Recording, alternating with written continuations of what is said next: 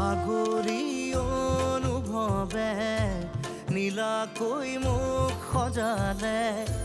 খোজতে মোৰ বুকুৰে গাতে গালৈ বহিলে।